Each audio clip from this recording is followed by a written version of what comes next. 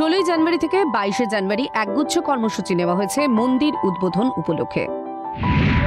16 জানুয়ারি প্রায়শ্চিত্ত ও কর্মকুটি পুজো, 17 জানুয়ারি মূর্তি পরিসর প্রবেশ পুজো, 18 জানুয়ারি তীর্থ পুজো, জলযাত্রা ও গন্ধাধিবাস, 19 জানুয়ারি ঔষধাধিবাস, কেশরাধিবাস এবং ধৃতাধিবাস, বিকেলে ধন্যধিবাস, 20 জানুয়ারি শর্করাধিবাস, ফলাধিবাস, বিকেলে পুষ্পধিবাস, 21 জানুয়ারি মধ্যধিবাস, বিকেলে সহ্যধিবাস, 22 জানুয়ারি প্রধানমন্ত্রী নরেন্দ্র মোদীর উপস্থিতিতে গর্ভগৃহে রামলালার প্রাণ প্রতিষ্ঠা।